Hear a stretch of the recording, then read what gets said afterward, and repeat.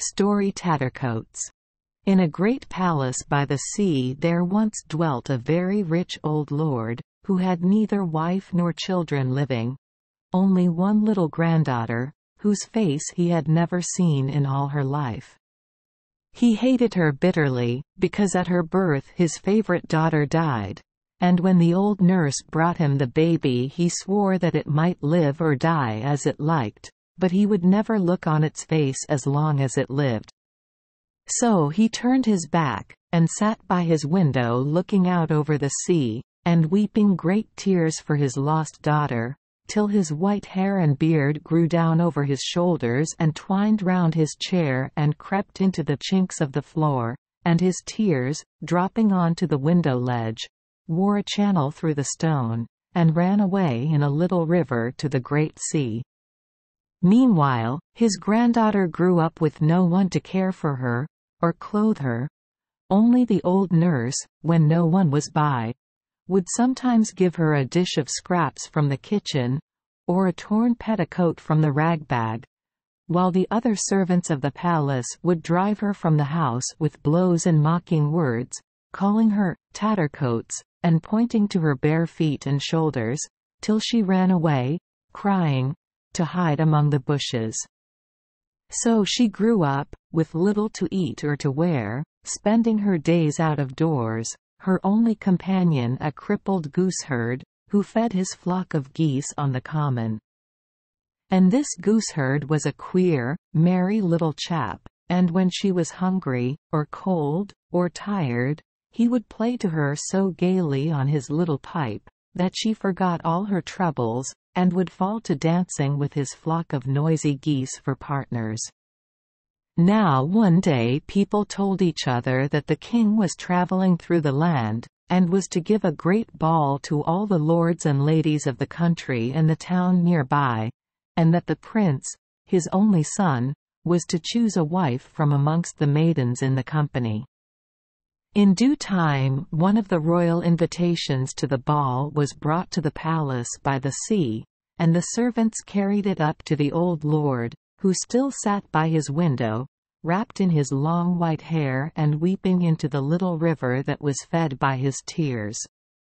But when he heard the king's command, he dried his eyes and bade them bring shears to cut him loose, for his hair had bound him a fast prisoner, and he could not move.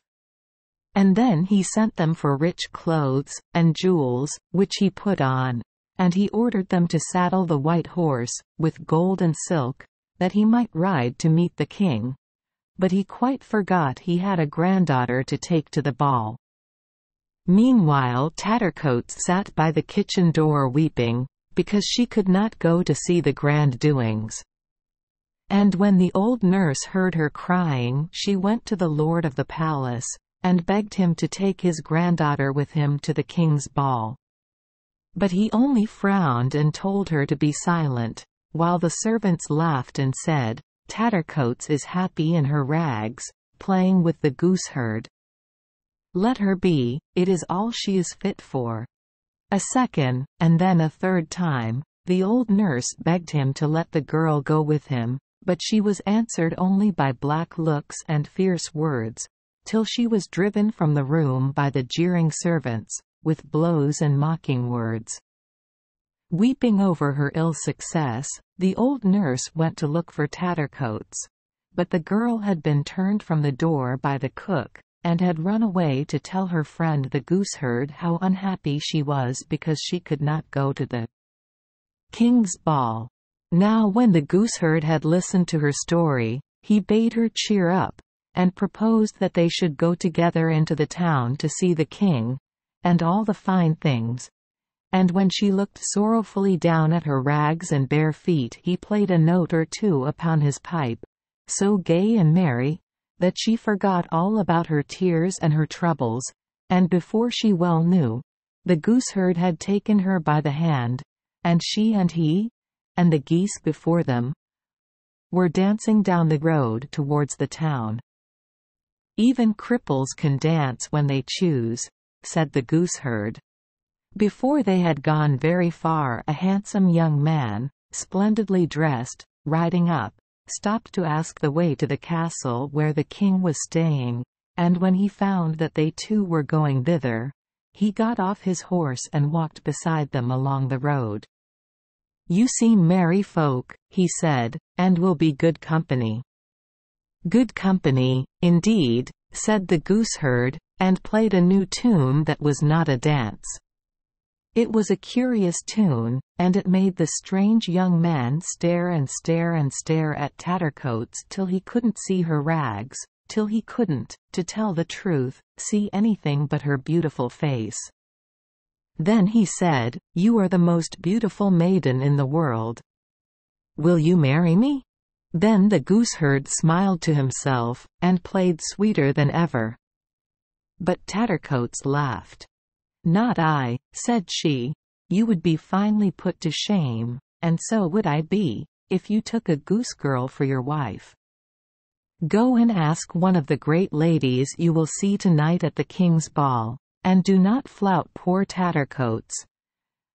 But the more she refused him, the sweeter the pipe played, and the deeper the young man fell in love, till at last he begged her to come that night at 12 to the king's ball, just as she was, with the gooseherd and his geese, in her torn petticoat and bare feet, and see if he wouldn't dance with her before the king and the lords and ladies, and present her to them all, as his dear and honored bride.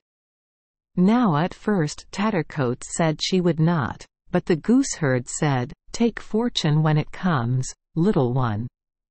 So when night came, and the hall and the castle was full of light and music, and the lords and ladies were dancing before the king, just as the clock struck 12, Tattercoats and the gooseherd, followed by his flock of noisy geese, hissing and swaying their heads, entered at the great doors, and walked straight up the ballroom, while on either side the ladies whispered, the lords laughed, and the king seated at the far end stared in amazement.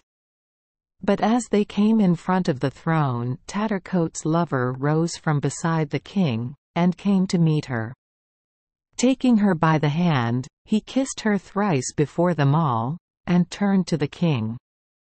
"Father," he said, for it was the prince himself, "I have made my choice, and here is my bride, the loveliest girl in all the land, and the sweetest as well."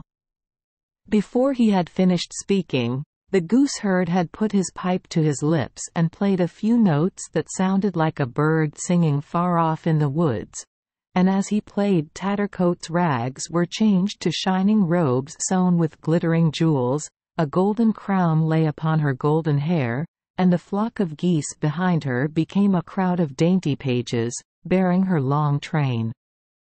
And as the king rose to greet her as his daughter, the trumpets sounded loudly in honor of the new princess, and the people outside in the street said to each other, "Ah!